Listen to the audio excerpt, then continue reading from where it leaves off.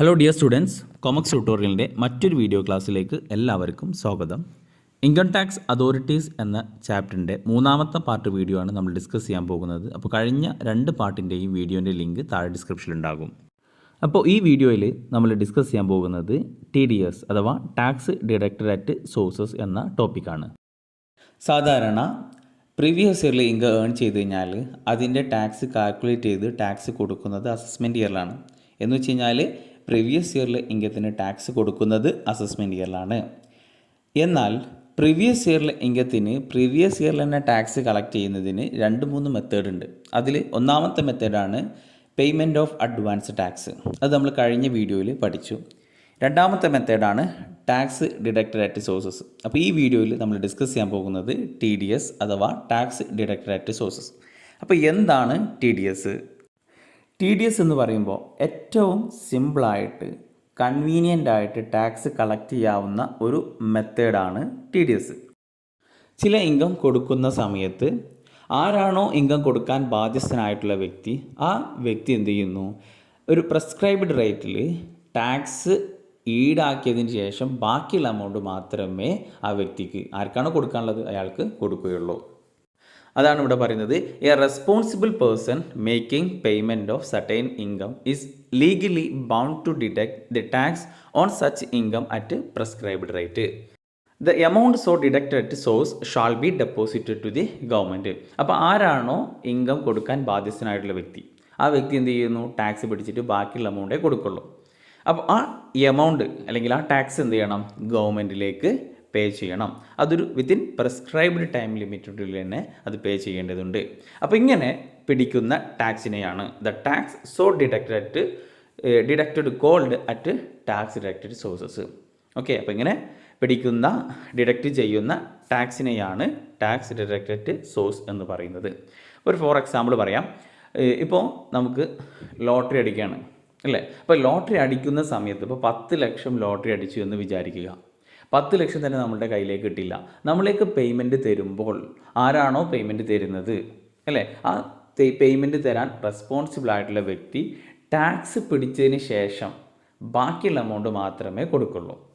Okay, അപ്പോൾ ഇവിടെ ആരാണോ പേയ്മെൻറ്റ് ചെയ്യുന്നത് അല്ലെങ്കിൽ ആരാണോ ഇൻകത്തിൻ്റെ പേയ്മെൻറ്റ് കൊടുക്കുന്നത്, ആ വ്യക്തി എന്ത് ചെയ്യുന്നു, ടാക്സ് പിടിച്ചതിന് ശേഷം ബാക്കിയുള്ള എമൗണ്ട് എന്ത് ചെയ്യുന്നു, കൊടുക്കുന്നു. ഇപ്പോൾ 10 ലക്ഷം ലോട്ടറി അടിച്ചു കഴിഞ്ഞാൽ 10 ലക്ഷം തന്നെ കൊടുക്കില്ല. അതിൽ നിന്ന് ടാക്സ് പിടിച്ചിട്ട് ബാക്കിയുള്ള എമൗണ്ടേ ആർക്ക് കൊടുക്കുള്ളൂ, ആ ലോട്ടറി അടിച്ച ആൾ കൊടുക്കുള്ളൂ. അപ്പോൾ കൊടുക്കുന്ന സമയത്ത് എന്ത് ചെയ്യുന്നു, ടാക്സ് പിടിക്കുന്നു, എന്നിട്ട് ബാക്കിയുള്ള എമൗണ്ട് കൊടുക്കുന്നു. എന്നിട്ട് ഈ ടാക്സ് ഡിഡക്റ്റ് ചെയ്ത വ്യക്തി എന്ത് ചെയ്യുന്നു, ഇത് ഗവൺമെൻറ്റിലേക്ക് പേ ചെയ്യുന്നു. അതൊരു പ്രിസ്ക്രൈബ്ഡ് ടൈമിൻ്റെ ഉള്ളിൽ എന്ത് ചെയ്യണം, പേ ചെയ്യേണ്ടതുണ്ട്. അപ്പോൾ ഇങ്ങനെ പിടിക്കുന്ന അല്ലെങ്കിൽ ഇങ്ങനെ ഡിഡക്റ്റ് ചെയ്യുന്ന ടാക്സിനെയാണ് എന്ത് പറയുന്നത്, ടാക്സ് ഡിഡക്റ്റഡ് അറ്റ് സോഴ്സ് എന്ന് പറയുന്നത്. അപ്പോൾ ഇവിടെ ടാക്സ് ഡിഡക്റ്റ് ചെയ്യുന്നത് ആരാണ്, ആരാണോ ഇൻകം പേയ്മെൻറ്റ് ചെയ്യുന്നത് അല്ലെങ്കിൽ ആരാണോ ഇൻകം കൊടുക്കുന്നത്, ആ വ്യക്തി എന്ത് ചെയ്യുന്നു, ടാക്സ് പിടിക്കുന്നു. ഫോർ എക്സാമ്പിൾ, ഒരു എംപ്ലോയിക്ക് സാലറി കൊടുക്കുകയാണ്. അപ്പോൾ സാലറി കൊടുക്കുന്ന സമയത്ത് എംപ്ലോയറാണ് സാലറി കൊടുക്കേണ്ടത്. അപ്പോൾ എംപ്ലോയർ എന്ത് ചെയ്യുന്നു, ടാക്സ് കുറച്ച് പിടിച്ചതിന് ശേഷം, കുറച്ച് ഡിഡക്റ്റ് ചെയ്തതിന് ശേഷം ബാക്കിയുള്ള എമൗണ്ട് ആർക്ക് കൊടുക്കുള്ളൂ, എംപ്ലോയിക്ക് കൊടുക്കുള്ളൂ. അപ്പോൾ എംപ്ലോയർ എന്ത് ചെയ്യണം, ഈ ഡിഡക്റ്റ് ചെയ്ത ടാക്സ് ഗവൺമെൻറ്റിലേക്ക് അടയ്ക്കണം. ഓക്കെ, അപ്പോൾ ടാക്സ് പിടിക്കുന്നത് ആരാണ് അവിടെ, എംപ്ലോയർ. ഈ എംപ്ലോയർ എന്ത് ചെയ്യുന്നു, ഗവൺമെൻറ്റിലേക്ക് പോയിട്ട് ടാക്സ് അടയ്ക്കുന്നു. ഓക്കെ, അപ്പോൾ ഇങ്ങനെ ഡിഡക്റ്റ് ചെയ്യുന്ന ആ ടാക്സിനെയാണ് ടാക്സ് ഡിഡക്റ്റഡ് അറ്റ് സോഴ്സ് എന്ന് പറയുന്നത്. ക്ലിയർ അല്ലേ? ഇനി ഏതൊക്കെ ഇൻകത്തിനാണ് TDS അപ്ലിക്കബിൾ ആവുക? The following are the important incomes which applicable TDS. അപ്പോൾ ഇവിടെ ഒരുപാട് ഇൻകം പറയുന്നുണ്ട്. സാലറി കൊടുക്കുന്ന സമയത്ത് TDS ഡിഡക്റ്റ് ചെയ്യേണ്ടതുണ്ട്.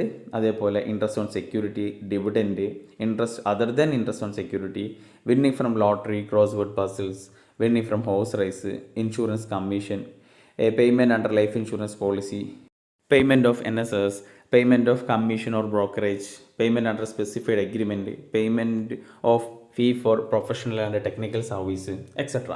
ഇനിയും ഒരുപാട് ഇത് പറയുന്നുണ്ട്. അപ്പോൾ നമ്മൾ ഇത്ര ഡിസ്കസ് ചെയ്താൽ മതി. അപ്പോൾ നിങ്ങൾക്ക് ചോദിക്കുകയാണെങ്കിൽ തിയറി ആയിട്ട് TDS ചോദിക്കുക.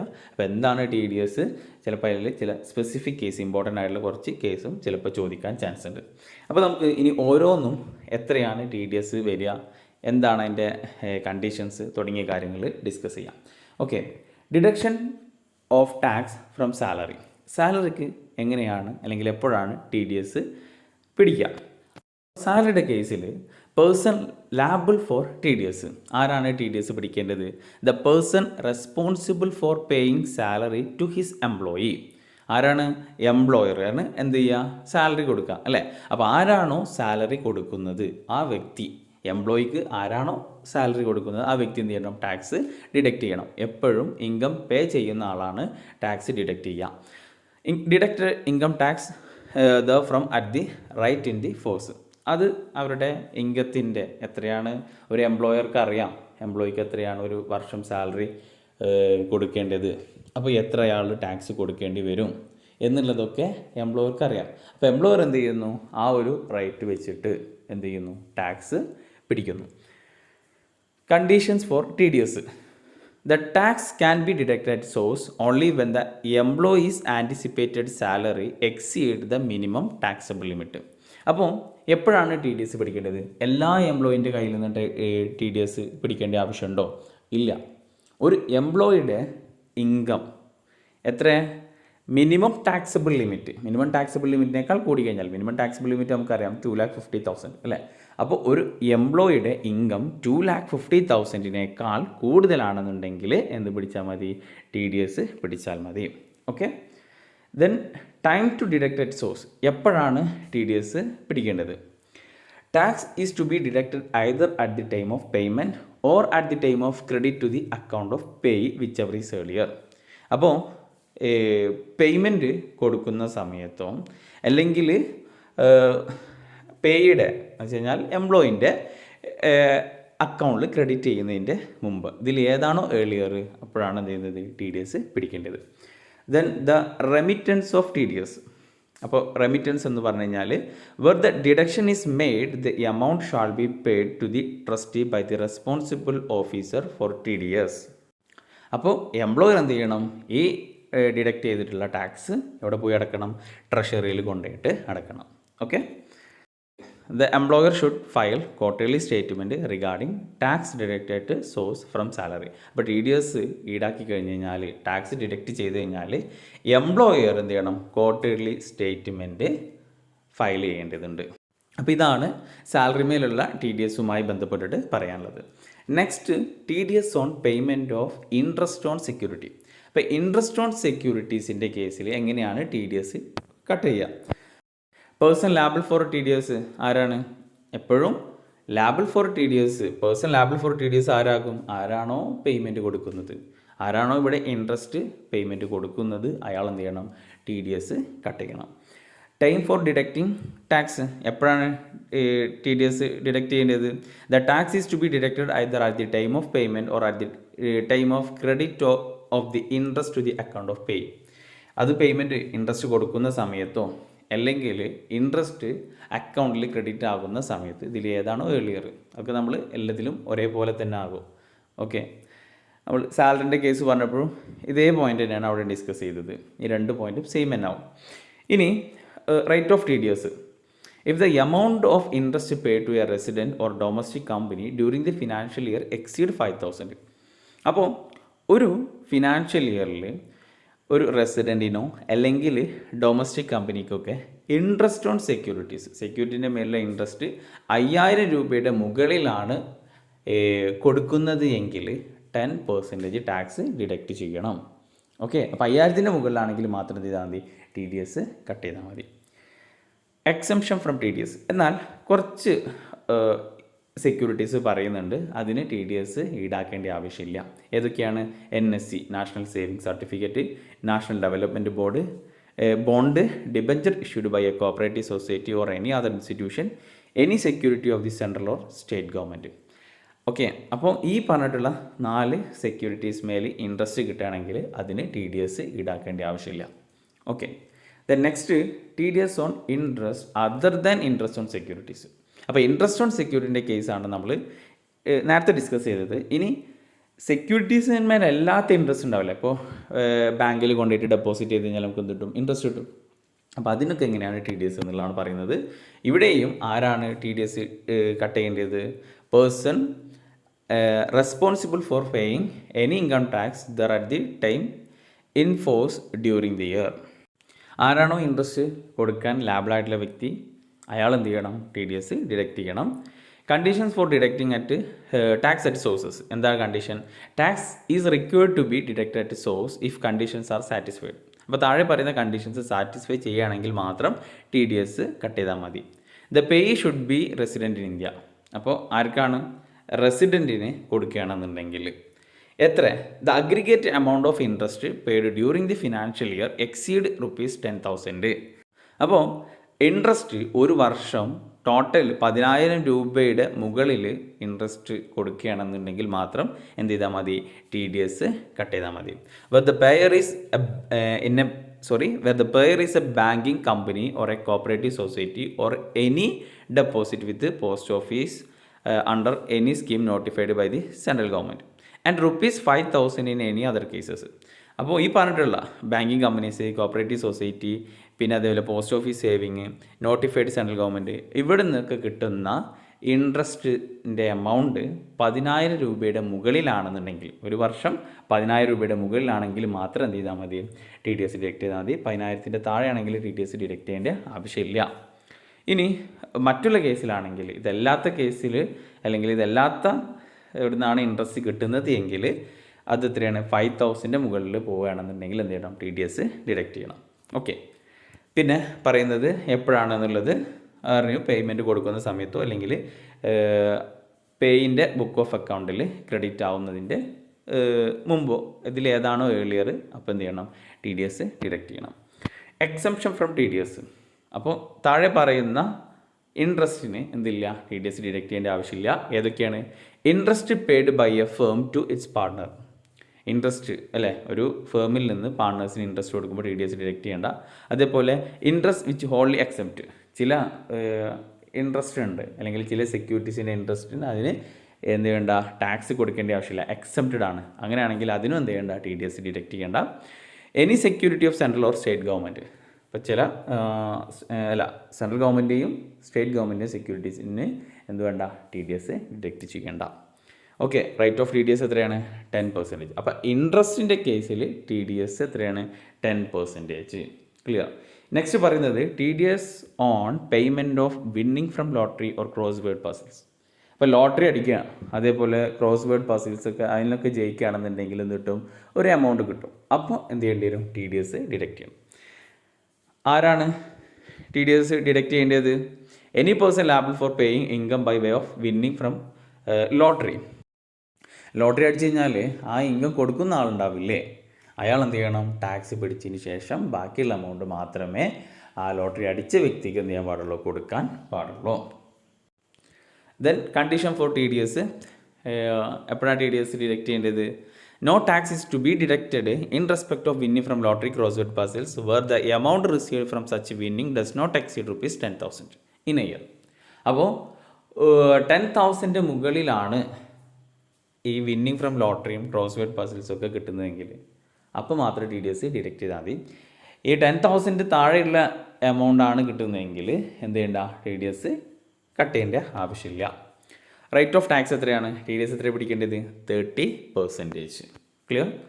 Next T D S on payment of winning from horse race. അതും ഇതേപോലെ തന്നെയാണ്, ഇതേ കേസ് തന്നെയാണ്. ഇവിടെ ടി ഡി എസ് പിടിക്കേണ്ടത് ആരാണ്? Person liable for T D S. Tax will be deducted at source by race club from winning from horse race. അപ്പോൾ race club ആകും എന്ത് പേയ്മെൻറ്റ് കൊടുക്കുന്നത് അല്ലേ, അവരെന്ത് ചെയ്യണം? ടി ഡി എസ് ഡിഡക്റ്റ് ചെയ്യണം.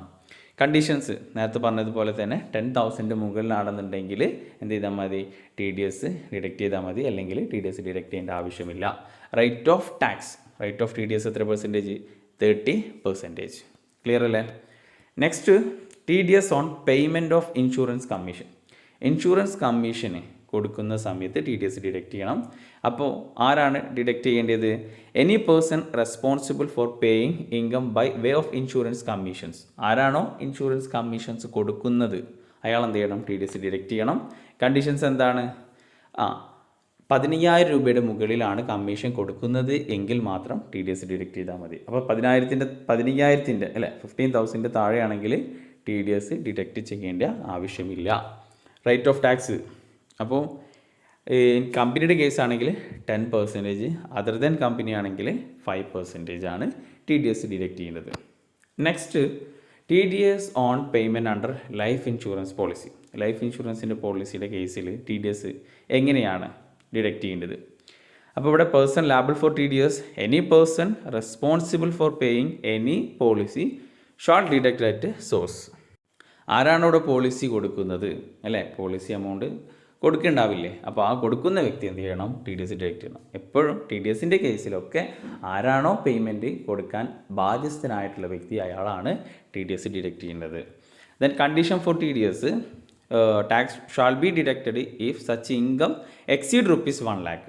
അപ്പോൾ പോളിസി എമൗണ്ട് കൊടുക്കുന്നത് 1 lakhൻ്റെ മുകളിലാണെങ്കിൽ TDS ഡിഡക്റ്റ് ചെയ്യണം. Then such incomes is not except under section 10 subsection 10D, അല്ലേ? ആ പോളിസി ആ ലൈഫ് ഇൻഷുറൻസ് പോളിസി എക്സെപ്റ്റഡ് ആവാൻ പാടില്ല. അതേപോലെ റേറ്റ് ഓഫ് ടാക്സ് TDS എത്രയാണ്? 5% ആണ്. Clear? Next, deduction of tax at source on payment in respect of deposit under national saving scheme. അപ്പോൾ national saving സ്കീമിൻ്റെ അണ്ടറിൽ ഡെപ്പോസിറ്റ് ചെയ്താൽ അതുമായി ബന്ധപ്പെട്ടിട്ടുള്ള എന്തെങ്കിലും പേയ്മെൻറ്റ് കൊടുക്കുകയാണെന്നെങ്കിൽ TDS ഡിഡക്റ്റ് ചെയ്യും. എന്താണ് അതുമായി ബന്ധപ്പെട്ട് പറയുന്നത്? The person responsible for paying any amount deposit in national saving scheme. National saving സ്കീമിൽ ഡെപ്പോസിറ്റ് ചെയ്തിട്ടുണ്ടെങ്കിൽ tax shall be deducted at source 10% എന്ത് ചെയ്യും? TDS ഡിഡക്റ്റ് ചെയ്യും. However no such deduction shall be made where the amount payment is less than ₹2500. ഇപ്പോൾ payment കൊടുക്കുന്നത് national savings സ്കീമിൽ deposit ചെയ്തു, payment 2500 രൂപയുടെ താഴെയാണ് പേയ്മെൻറ്റ് ചെയ്യുന്നതെങ്കിൽ എന്ത് വേണ്ട? TDS ഡിഡക്റ്റ് ചെയ്യേണ്ട. അപ്പോൾ 2500 മുകളിലാണെങ്കിൽ മാത്രം TDS കട്ട് ചെയ്താൽ മതി. Okay. Then next, TDS on payment of rent payment ചെയ്യുമ്പോൾ എന്ത് ചെയ്യണം? TDS ഡിഡക്റ്റ് ചെയ്യണം. അപ്പോൾ ഇവിടെ എന്താ പറയുന്നത്? Any person who is responsible for paying any rent. ആരാണോ റെൻറ്റ് പേ ചെയ്യാൻ ബാധ്യസ്ഥനായിട്ടുള്ള വ്യക്തി, ആ വ്യക്തി എന്ത് ചെയ്യണം? ഒരു പ്രിസ്ക്രൈബ്ഡ് റേറ്റിൽ ടാക്സ് ഡിഡക്റ്റ് ചെയ്യണം. ഓക്കെ. അപ്പോൾ മെഷീനറിയുടെ റെൻ്റാണ് പേ ചെയ്യുന്നതെങ്കിൽ 2% TDS ഡിഡക്റ്റ് ചെയ്യണം. മെഷീനറി അല്ലാത്തതാണെന്നുണ്ടെങ്കിൽ 10% TDS ഡിഡക്റ്റ് ചെയ്യണം. അപ്പോൾ ബിൽഡിങ് റെൻ്റൊക്കെ ആണെന്നുണ്ടെങ്കിൽ എത്രയാണ് percentage? 10%. Okay. TDS is applicable if such payment exceed ₹2,50,000. അപ്പോൾ ആ പേയ്മെൻറ്റ് ഒരു വർഷം 2.5 ലക്ഷത്തിൻ്റെ മുകളിലാണ് പേയ്മെൻറ്റ് ചെയ്യുന്നത് എങ്കിൽ അപ്പോൾ TDS ഡിഡക്റ്റ് ചെയ്താൽ മതിയാകും. ദെൻ നെക്സ്റ്റ് പറയുന്നത് TDS on payment under specified agreement. അപ്പോൾ ഇതിലെന്താ പറയുന്നത്? TDS at source at 10% is applicable when a person pay any some way of consideration other than kind under the agreement to transfer a capital asset. ഇപ്പോൾ ഒരു certain agreement പ്രകാരം ഏതെങ്കിലും ഒരു capital asset transfer ചെയ്യുകയാണെന്നുണ്ടെങ്കിൽ ആ സിറ്റുവേഷനിൽ TDS deduct ചെയ്യേണ്ടി വരും. TDS ഡിഡക്റ്റ് ചെയ്യുന്നത് എത്ര പെർസെൻറ്റേജ് ആണ്? 10% ആണ്. ഓക്കെ. അപ്പോൾ ഇതാണ് TDSുമായി ബന്ധപ്പെട്ടിട്ട് പറയാനുള്ള പ്രധാനപ്പെട്ട കുറച്ച് ഇൻകംസ്. ഇനിയും കുറച്ച് ഇൻകംസ് ഉണ്ട്. നമുക്ക് ഇവിടെ ഒരു പ്രധാനപ്പെട്ട കുറച്ചെണ്ണം മാത്രമേ ഡിസ്കസ് ചെയ്തിട്ടുള്ളൂ. അപ്പോൾ നിങ്ങളുടെ എക്സാം പോയിൻ്റ് ഓഫ് വ്യൂവിൽ നിങ്ങൾ ഇത്ര നോക്കിയാൽ മതി, ഇതന്നെ ധാരാളം. ഓക്കെ. അപ്പോൾ ഈ ഒരു ടോപ്പിക്ക് TDS എന്ന ടോപ്പിക്ക് ഇവിടെ അവസാനിക്കുകയാണ്. ഇനി നമുക്ക് ഒരു ടോപ്പിക് കൂടി മാത്രമേ ഈ ഒരു ചാപ്റ്ററിൽ ഡിസ്കസ് ചെയ്യാനുള്ളൂ. That is refund of tax and recovery of tax. അത് നമ്മൾ നെക്സ്റ്റ് വീഡിയോയിൽ ഡിസ്കസ് ചെയ്യും. അപ്പോൾ നിങ്ങൾക്ക് ഈ വീഡിയോ ഉപകാരപ്രദമായിട്ട് തോന്നുമെങ്കിൽ നിങ്ങളുടെ കൂട്ടുകാരിലേക്ക് ഷെയർ ചെയ്യാം. Okay. Thank you for watching. Will see in next class.